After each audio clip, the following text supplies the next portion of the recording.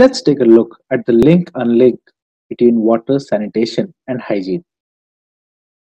The fact that WASH is the focus of specific targets within the Sustainable Development Goal testifies to its fundamental role in public health and thus in the future of sustainable development.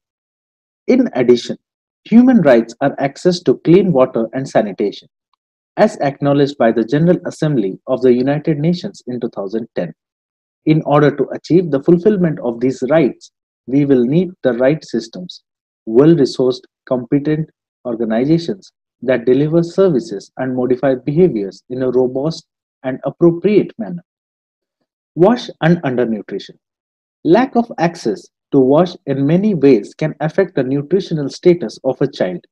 At least three direct pathways are supported by existing evidence: diarrheal diseases, intestinal parasite infections, and enteropathy for the environment.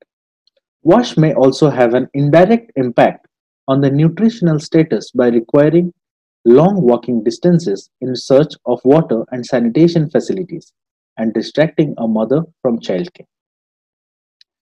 Nutrition specific wash interventions. The three wash aspects are involved in nutrition. These, these starts with the promotion of hygiene, which may be the most feasible for the development and implementation of health programs. This is accompanied by hygiene, which is essential to the prevention of urban fecal contamination and eventually water supply and water quality.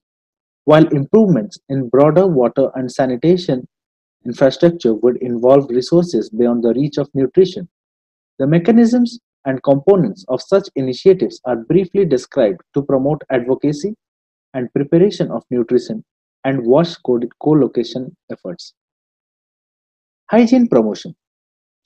Hand washing.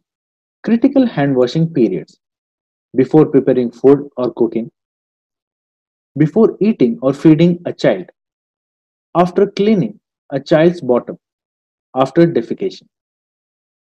This can either be done by hand washing with adequate amounts of running water and soap, and better by hand rubbing with a solution based on alcohol. The time duration should be at least 20 to 30 seconds. Food hygiene. The WHO's 5 keys to safer food describes concrete actions that can be taken to prevent pathogenic food contamination. Keep a clean environment for handling food, including hand washing, cleaning key surfaces and utensils, protecting food preparation areas from insects, pests, and other animals. Separate raw and cooked foods. Cook food thoroughly. Store food at a safe temperature. Use safe water and raw material. Environmental hygiene. Important environmental hygiene practices. Keep animals away from areas where food is cooked and served to children. Playground for children and sources of water. Regularly clear at least daily. Regularly clear at least daily a compound of any feces of animals or children. Control the vectors of diseases such as flies, mosquitoes, cockroaches, and rats by covering food, improving drainage and safe disposal of garbage and non-reusable materials in a res- receptacle or protected pit. Clean surfaces, important surfaces. This may include soap and water cleaning latrines, basins and kitchen floors and surfaces, and possibly disinfecting with a diluted bleach solution after cleaning, if available. Provide safe areas where children can play, which can be cleaned periodically. An example is in Zimbabwe, where plastic mats are distributed easily washable. Sanitation. Sanitation measures appropriate for children and infants. Promote the use and safe disposal of diapers, as well as the effective handling of recycled feces. Enhance and promote access to enabling items such as pots and hose to enabling the safer disposal of feces in latrines. Make child-friendly latrines by partially covering the latrine hole with a small board or using a child-sized hole slab to prevent children from dropping into the pit, improving light and ventilation, etc.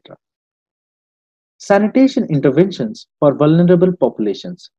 Making structural changes to the latrine or toilet, such as the introduction of supports, tools, or ropes that can assist a person trying to reach the latrine and make it easier to use. Remove obstacles from the latrine path. Water quantity and quality. Access to safe drinking water.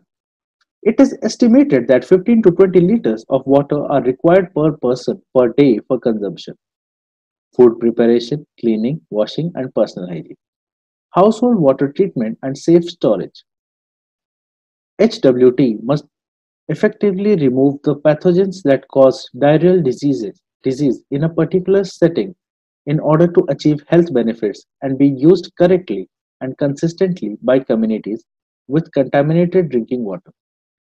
To ensure that technologies adequately protect consumers, the World Health Organization has developed an international scheme for evaluation of household water treatment technologies, which facilitates the independent and comprehensive evaluation of WHT technologies according to health requirements. Climate resilient wash practices. Keeping the water flowing, quantity and quality. Putting the vulnerable first. Understanding and managing climate risk, advocacy and global action.